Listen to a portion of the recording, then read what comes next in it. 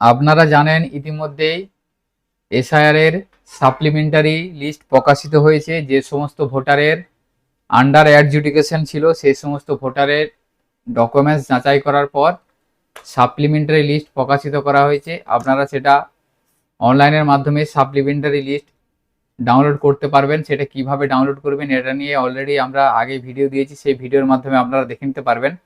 তো এই সাপ্লিমেন্টারি লিস্টে বেশ কিছু ভোটারকে ভোটার তালিকা থেকে বাদ দেওয়া হয়েছে, অর্থাৎ তাদের ডকুমেন্টস যাচাই করার পর তাদের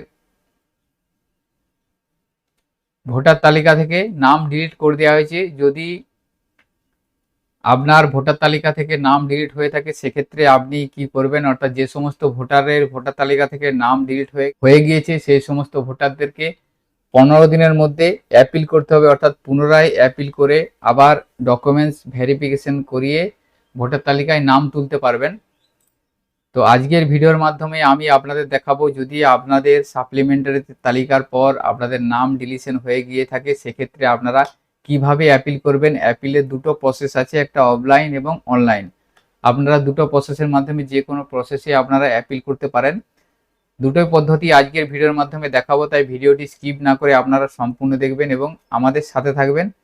আমাদের চ্যানেলে যদি আপনারা নতুন হয়ে থাকেন চ্যানেলটিকে সাবস্ক্রাইব করে রাখবেন ও পাশে থাকা বেল আইকন প্রেস করবেন, যাতে এই ধরনের আরো ইনফরমেটিভ ভিডিও নোটিফিকেশন আপনারা সহজেই পেয়ে যেতে পারেন।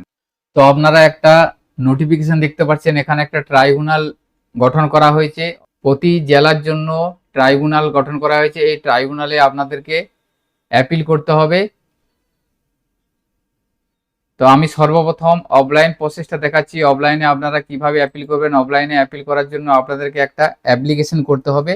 অ্যাপ্লিকেশন ফরম্যাটটা আপনারা স্ক্রিনে দেখতে পাচ্ছেন। এখানে আপনাকে ডিস্ট্রিক্ট ম্যাজিস্ট্রেট বা এসডিএম বা এসডিও যে কোনো একজনকে আপনাদেরকে আবেদন করতে হবে।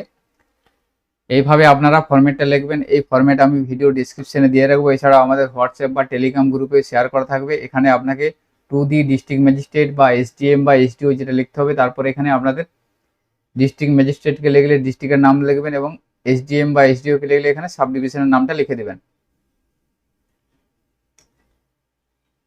এরপরে আপনারা এই ফরম্যাটটা ফিল আপ করবেন। এখানে দেখুন নাম, বাবার নাম এবং বিধানসভা কেন্দ্রের নাম, পার্ট নাম্বার এবং এপিক নাম্বার দিয়ে এটা এখানে ফিল আপ করবেন। ফিল আপ করার পর নিচে দেখুন একটা যে আপনি ওই অ্যাড্রেসে কত বছর বসবাস করছেন সেটা এখানে লিখে দিবেন। লিখে দেওয়ার পর এখানে দেখুন আপনাদের সিগনেচার অফ অ্যাপ্লিকেন্ট, অর্থাৎ যিনি অ্যাপিল করবেন তার এখানে সই করতে হবে। মোবাইল নাম্বার দিবেন এবং এখানে ডেট এবং প্লেসটা দিয়ে দিবেন এবং এখানে কতগুলো ডকুমেন্টস আপনাকে দিতে হবে, অর্থাৎ আপনি এই যে অ্যাপিল করছেন অ্যাপিলের জন্য কি কি ডকুমেন্টস আপনি দিচ্ছেন সেই ডকুমেন্টসগুলো আপনাকে লিস্ট ওয়াইজ এখানে লিখে দিতে হবে। লিখে দেওয়ার পর এই অ্যাপ্লিকেশন ফরম্যাটটার সাথে ওই সমস্ত ডকুমেন্টসের জেরক্স এবং সেলফ অ্যাটেস্টেড সহ আপনাকে এই আবেদনটি ডিস্ট্রিক্ট ম্যাজিস্ট্রেট বা এসডিএম বা এসডিও অফিসে আপনাকে জমা করতে হবে। তো ট্রাইব্যুনালে আবেদনের জন্য প্রয়োজনীয় ডকুমেন্টস আপনারা কি কি দিবেন, এখানে দেখুন আপনার শিক্ষাগত যোগ্যতা সার্টিফিকেট থাকলে সেটা দিবেন, তারপর ওবিসি সার্টিফিকেট থাকলে দিবেন, আধার কার্ড, ভোটার লিস্ট 2002 এর আগে যদি থাকে সেটা দিতে পারেন, pan card, ration card, passport, driving licence, জন্ম বা ফ্যামিলি রেজিস্টার,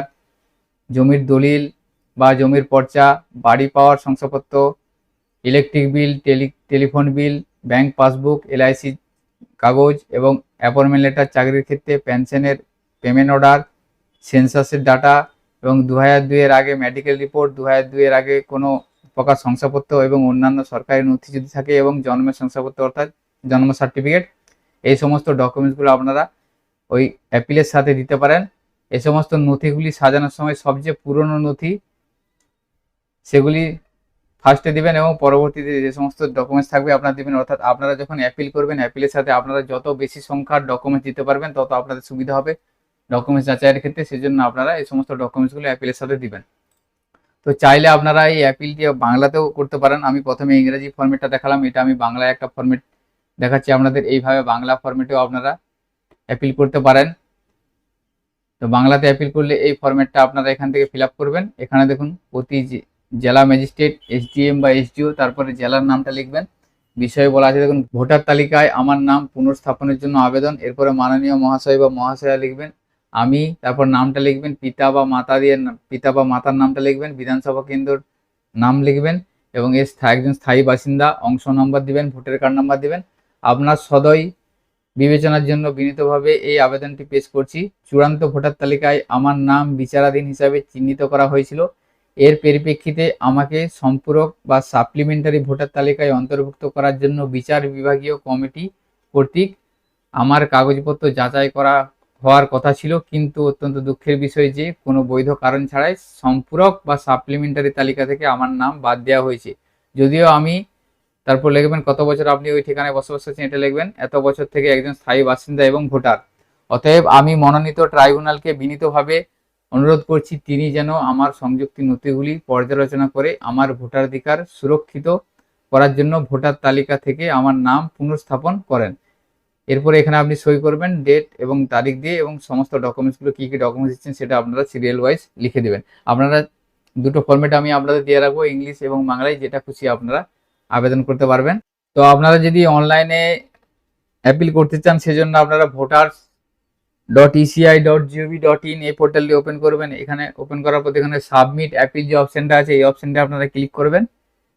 এখানে ক্লিক করার পর দেখুন আপনাদের এখানে সাবমিট অ্যাপিল এখানে এসে যাবে। এখান থেকে আপনারা রেফারেন্স নাম্বার এবং নোটিশ রেফারেন্স নাম্বার দুটো অপশন আছে, এই দুটো অপশনের মধ্যে আপনাকে দিতে পারছেন। আপনারা যে হিয়ারিং নোটিশ এসেছিল সেই হিয়ারিং নোটিশের নাম্বারটা এখানে লিখবেন, লেখার পর সার্চ অপশনে ক্লিক করবেন।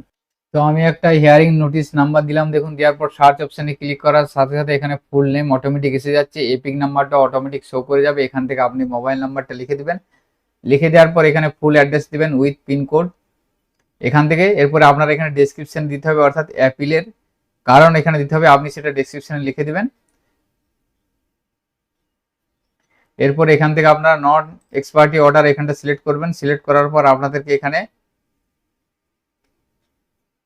লিস্ট অফ ডকুমেন্টারি যেখানে আছে এখানটায় ক্লিক করবেন। ক্লিক করার পর যে চুজ ফাইল আছে এই ফাইলে আপনারা সমস্ত ডকুমেন্টসগুলো আপনারা এখানে স্ক্যান করে একটা পিডিএফ বানিয়ে আপনাকে সেইখান থেকে আপনারা এই ফাইলটা এখান থেকে আপলোড করে দেবেন। আপলোড করে দেওয়ার পর এখানে দেখুন রিজন বা গ্রাউন্ড যেটা আছে এখান থেকে আপনারা সেটা লিখে দিবেন।